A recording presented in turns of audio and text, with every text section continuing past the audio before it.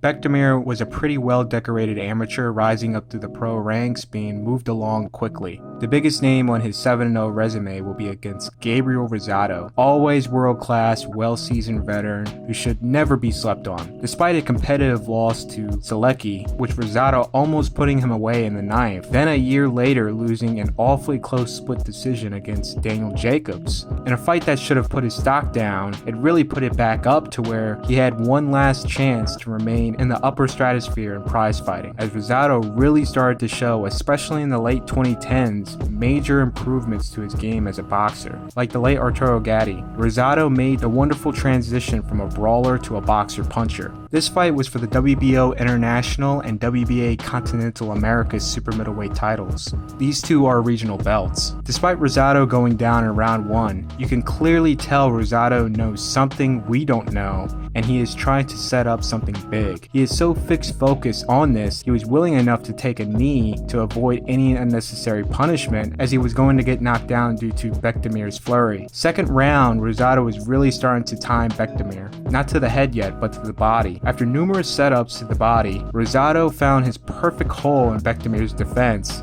to finally advance upstairs. You can literally hear someone call it in the crowd just before it happens. Rosado cracks Bektemir, and that was all she wrote. This will be named Ring Magazine Knockout of the Year.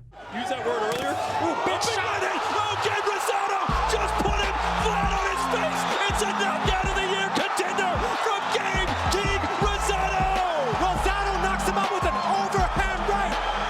Adam Kononski was a quickly rising Polish heavyweight fighting in America, pretty much beating the best of what America has to offer. Adam was up against Robert Helenius for the vacant WBA gold title, which is pretty much an interim title for the WBA regular title, which is an interim title for the super title. Most of Helenius' career was fought in Europe. This will be his second fight in America. He has always been on the cusp of fighting for a world title, but fell just short each time. A loss here against Adam would more than likely be the end of the road for the 36-year-old. The fight would start up as a barn burner between the two, Adam getting the better of it. It's a recipe that works as Kopnatski goes back to work. Kopnatski will fight you every minute of every round. Jumping in, he eats a hook on the way in. Helenius' game, and here we go. Final seconds, a lot of action here in round. But in round 4, despite winning the exchange, he would catch the end of Robert's counter shot, which would drop him. This would be ruled a slip by the ref, but Robert would drop him once again with the first combination once the fight resumed. Look at that, you were wondering, Joe, if he got hit and then went down. Down he goes! Helenius puts Kopnatski down. So that's why I said he got hurt in that corner there. He's hurt now. This time being counted. Still hurt and plenty of time on the clock, Helenius will go on to finish off Adam that very same round to pick up the WBA gold title. Kopnatski rocked again. Clean headshots.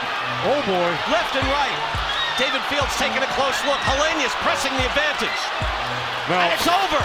A shocker. In a bold move, Adam's team would pursue an immediate rematch, Robert fighting a lot more confidently in the starting round. Robert would crack through Adam in the first round, and it would be downhill from there where Robert would get the stoppage. So some days ago, Adam would lose once again, making it a 3-fight losing streak. Apparently he was offered big money to fight Derek Chisora in England. Now I don't know whose fault that was to not take that fight, which would have given him rank over a risky fight against an unranked prospect that would kill his career. Before we get to the next fighter, be sure to hit that like button. YouTube has been mad fooling lately. Sit down, what's wrong with you? You're mad fools. And if videos don't get a certain amount of likes and comments, It don't get seen by my subscribers, which quite a bit of folks have complained not being able to come across my videos till weeks later after uploading. If my polls on the community tab can get 1K votes within an hour, most certainly we can get them likes up. Now back to the video. I swear Yoko Gushkin's title defense record is cursed. Every Japanese fighter to have came close ended up losing. Kenshiro was on the best pace to beating the record coming into 2021 with 8 title defenses after winning the title in 2017 with the record of 9-0. Kenshiro would get arrested for drunk driving. Apparently the Western articles that reported this underreported it, and according to a comment I received when the news first came out, the dude trespassed on someone's private property and destroyed someone's car. Apparently there was no drunk driving involved. In September 2021, he will be up against underdog Japanese champion Masamichi Yabuki. Masamichi would catch Kenshiro off guard, forcing an all-out toe-to-toe skirmish between the two. Yabuki would get the best of it, stopping a cut-up and extremely exhausted Kenshiro in the 10th round to become the WBC light flyweight champion. After the fight, boxing legend and 3-division champion Hazumi Hasegawa came to talk to Kenshiro outside his locker room, giving him words of motivation.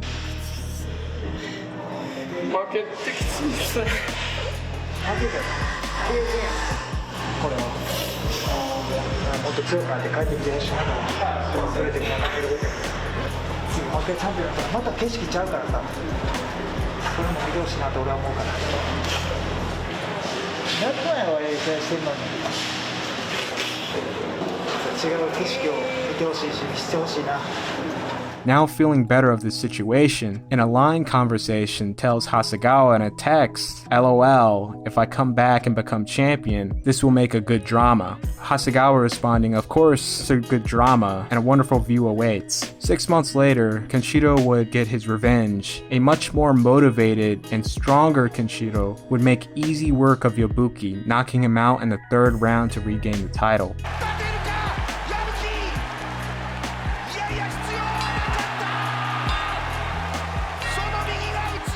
In the post-fight, Kenshiro gave Hasegawa a shout-out thanking him. 違う景色見えるでって言ってたんがこれかって思っても長谷川さんどこだろうこれっすね新しい景色や最高ですありがとうございます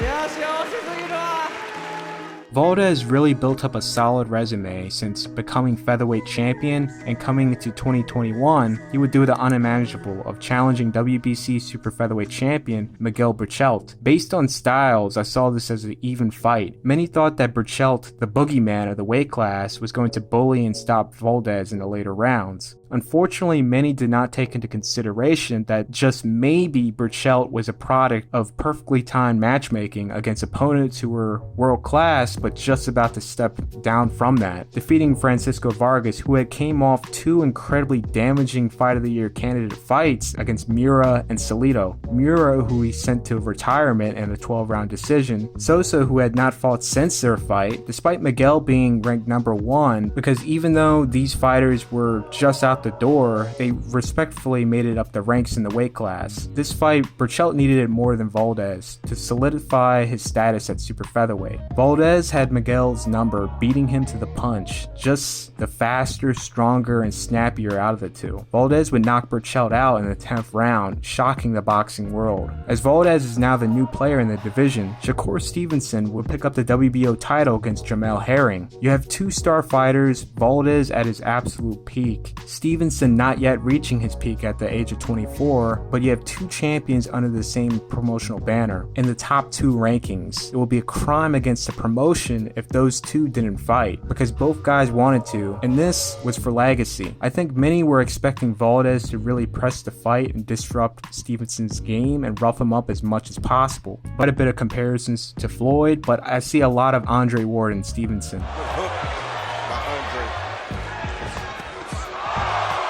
Valdez would sneak in a good shot here and there, which really just showed off Stevenson got a good chin, but this would become WBC, WBO, and Ring Magazine champion. He will become the first Ring Magazine super featherweight champion since Manny Pacquiao defeated Juan Manuel Marquez in their rematch in 2008.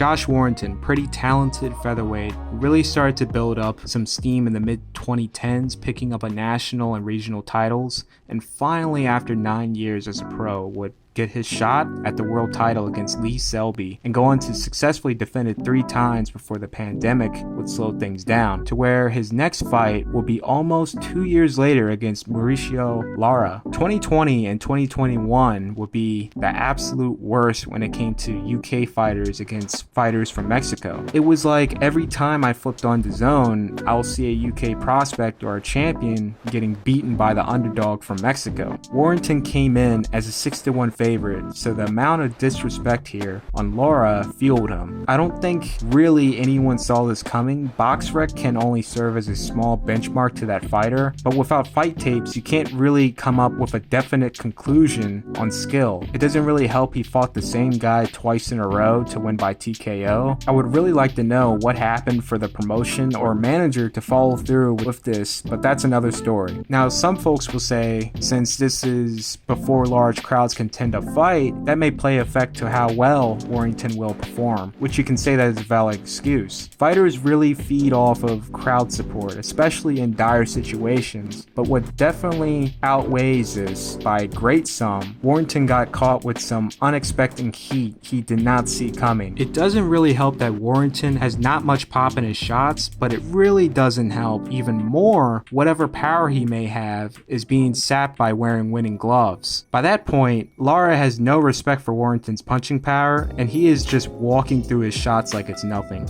Lara would hurt and drop him in the 4th round. Just look at this. In the 5th, Warrington is landing the cleanest of blows, knockout blows, and it's not even phasing Lara. Very discouraging, and it's amplified since Warrington doesn't have a crowd to go crazy when these shots are landing. There's no way he's going through this. It does land a left hook, but this is just a gunfight now. He's too brave and won't take a step back. Well, he can't. I think he knows he's. After walking through and wearing down Warrington for 3 more rounds, he was ready to go in the 9th. Lara would put Warrington away in the 1st minute in the 9th round to receive his first career loss. There we go again, and another left hook, and he's been shaken by that. Yeah, I'll tell you something. He's got to step in. Yeah, he's gone again, left hook, and I don't think he's going to get up from that. And if he does, it's got to be stopped. Yeah, it's waved off, all over. There would be an immediate rematch, and just like in the first fight, there will be issues with the clash of heads, this time being much more severe, resulting in the fight to be stopped in the 2nd. Since both fighters' record was not affected, Warrington will go on to regain the title against Kiko Martinez, and Lara will go on to make even more of a name of himself, putting up an amazing performance against boxing prospect Emilio Sanchez. Jojo Diaz began to rise through the ranks in 2016 in the featherweight division. Now the problem was, this was a division ruled by PBC Al Heyman and partners of PBC, but the beauty of this was, despite Jojo being signed to Golden Boy, he did not have exclusive contracts with the TV network, but he had to push really hard to get a title shot under the WBC. He will go on to pick up both regional belts. By spring 2018, Jojo was the #1 ranked fighter by the WBC, earning mandatory position. Well, he's next in line for the world title shot, so Gary Russell, if you're watching, he's after you. And there's no hiding anymore. Since Jojo doesn't have exclusivity with HBO, making this rare cross-promotion fight between Golden Boy and PBC was very easy. And this brings up the misconception about Gary Russell. Yes, Gary fights once a year. Does that make him a bad champion? Does that mean he's holding the title hostage? Absolutely not. He is one of the best champions of the 2010s for fulfilling his duties as a champion. Your duty as champion is to try and pursue unifications, and if you're not doing that, you need to fight your mandatory opponents, which you're supposed to do that once a year. Gary did his job as champion, and it's an absolute shame that people would throw this man's name under the likes of Adonis Stevenson, a fighter who had not once went forward with a unification, nor defended his belt against a mandatory in 5 years. It was so bad that Ring Magazine, in an unprecedented move, stripped Stevenson of the title on grounds that he was not fighting quality opponents. With all that being said, even then in 2018, despite the odds, Gary came in the fight with a lot to prove to the boxing world, as most thought he was holding the title hostage. He had an undefeated contender from a rival promotion in his prime, and he wanted to deliver. Jojo having some moments, but Gary was outthrowing, outlanding, and out-hustling Jojo. This could be the first fight really I saw Gary flashing off his hand speed. Gary would win by a unanimous decision. Anat was originally a Muay Thai kickboxer, a Lupini champion at that, which is a hell of a credential. He would actually pick up boxing in prison when serving a 15-year sentence for armed robbery. Thai prisons are far different from American prisons. What I was able to gather from this was you can fight for your freedom and be released early because of it. Anat, within 1 year of serving his prison sentence, transitioned to boxing, won the Thai national title, released from prison within that year, then to win bronze in the World Boxing Championship held in Chicago, Illinois, beat rival Kazuto Ioka to win the gold in the King's Cup, then to represent Thailand next year in the Beijing Olympics. Holy crap, what a turnaround. Just barely a year and some change ago, this man was serving 1 out of a 15-year prison sentence. Anat would quickly move through the ranks and become the IBF champion in his 12th pro bout. He would go on to defeat rival Kazuto Ioka once again, defeat another sworn rival, Zhu Shiming. Now, unfortunately, when all this was being achieved, he was 35 years old, and it sure showed quickly overnight in his next 2 fights. In his controversial win against John Kazmero, despite showing flashes, it turned from a boxing fight to a Muay Thai fight quick. A lot of illegal holding, which Anat is notoriously known for, but to an extreme this fight, and a lot of illegal shots. I'm not even joking, he literally swept John off his feet. I don't know if his Muay Thai instinct kicked in because he was getting frustrated or what, but that was wild. The ref at that point was like, I'm too old for this, I'm still jet lagged from this 20-hour flight, I'm just gonna coast. Obviously there would be a rematch and it would be held in a neutral country in Beijing, China. ไม่พ้นนี่ครับตรงซ้ายตรงนี้ครับเหลือเวลาอีกประมาณ40วินาทีครับกรรมการโบกมือนะครับนับกรรมการโทนี่วิกนับไม่ถึงนี่ครับไม่ถึง10นะครับโบกมือ And that will be one of the few pro fighters to go compete in the 2016 Brazil Olympics. He was actually shy of 1 fight from going to the medal stages before getting stopped in the 3rd round. Because it's called that it's going to cancel it.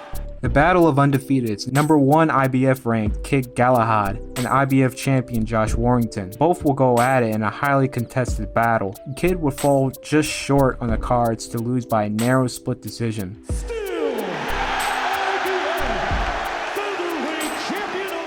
Since Warrington's title will go vacant during the pandemic, Kid will pick it up after defeating James Dickens in their rematch, the fight getting stopped in the 11th round.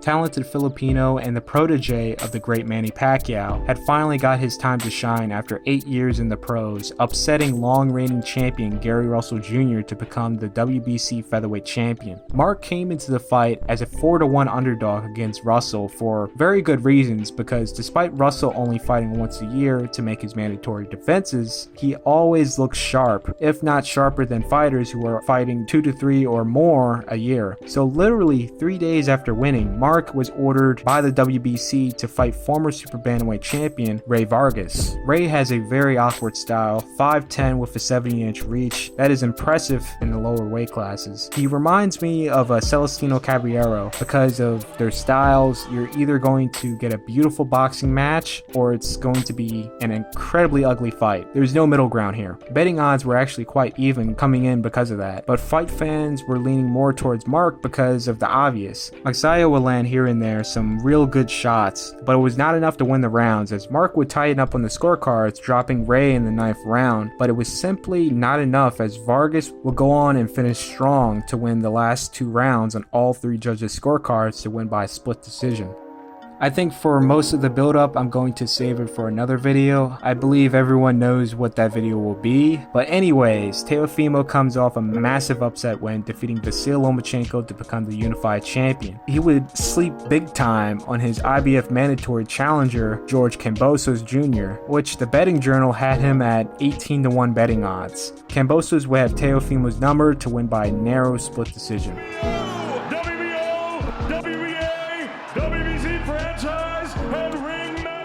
So now moving on to George Kambosos. In George's first defense, he was up against WBC champion Devin Haney. This was a unification for the undisputed title. This fight was held up for a while, mostly due to venue location. Team Haney won in America, and obviously George would want in Australia, which he is the champion. He's fought on the road pretty much his whole career once he stepped into the world rankings. In this case, George is the A side because not only the titles, but the massive national backing he has in Australia. Australian fight fans and investors been waiting for something like this for many years, and they ain't letting that opportunity go to waste. The biggest, most hyped up fight in Australian boxing history was the Mundine versus Green rematch, and my gosh, that was an awful fight. One of the worst robberies in boxing history. This fight was so bad that the streamer who got caught airing the fight on Facebook becoming a national hero overnight, but he was the TV network's biggest villain as they decided to press charges. Due to the event being dreadful, a massive robbery on the cards taking place, and the streamer's crowdfunding starting to receive national attention, with the streamer by the name of Darren Sharp showing no remorse for his actions, stating this: "Sorry I couldn't play the last fight. From the bottom of my heart, I really am. Foxtail's obviously a bunch of blank. Sorry about the language."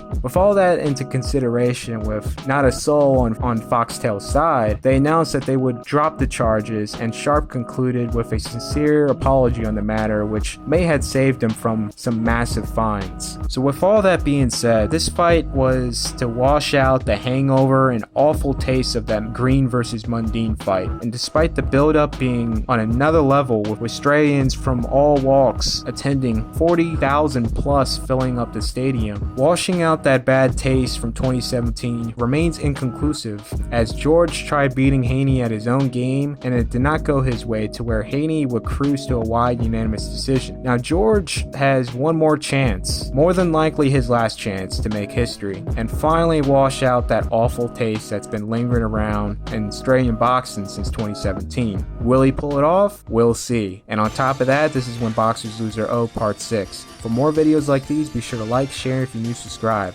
Subscribe to the Patreon for early access and Patreon-backed projects. I'm Office Honcho, and I'm out.